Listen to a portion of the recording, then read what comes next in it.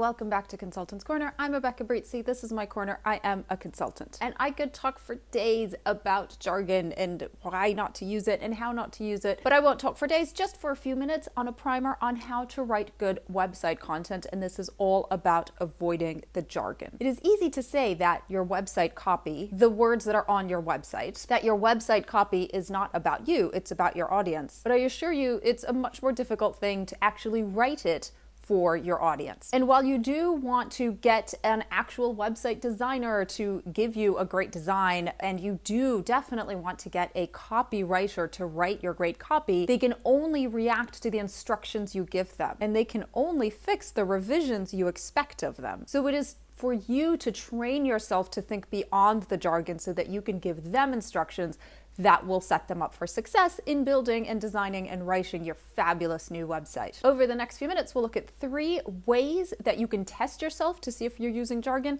and then look at some classic examples of jargony and cliched expressions to avoid. You have to know what you want to say. So start with just, this is what I want the world to know about me. Review for jargon. Go through this language that you're using, the words that you have on paper, the expressions that you're using, and start to ask yourself, did you learn this in your official training? Were these words, was this language a very heavy part of your skill training, your technical training? Is that when and where these expressions became everyday language for you? It might also be words that are part of everyday language, but using them in this way was not part of everyday language until you had your technical or skills training. Now, by technical and skills training, I do mean anything that is academic in this subject matter. Also ask yourself, is this the language that I use only with my colleagues and industry peers? When you are actively explaining what you do to somebody who is not a colleague or an industry peer, do you use the same language? Think of somebody that is close to you that has no experience or knowledge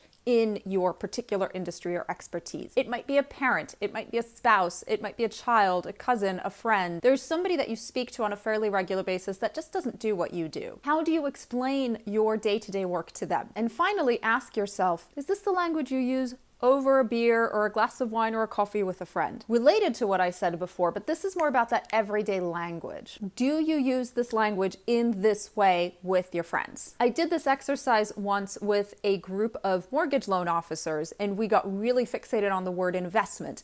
They kept saying investment is an everyday word, that's not jargon. But when you're sitting at the bar having a drink with a friend, you don't talk about your mortgage as an investment. You talk about it as debt, and you talk about it as a mortgage. Another time this came up was working with a financial advisor on the word savings. And she said, but everybody knows what savings are, and they do sit around at home and talk about their savings account. But then we decided to dig a little bit deeper into her specific client base, and she targets women who have not had financial autonomy before. It's tied to her backstory, and that's exactly who she goes after and works with. Her audience all knows what a savings account is. They know the expression, but they have never had financial autonomy before, so they've never actually sat down and said, this is what a savings account does for me. What we were able to do was realize the importance of her being able to speak their language and say to them, take a chunk of money, put it aside where you're not going to touch it, and that money can make money for you. Giving them that full sentence instead of saying savings account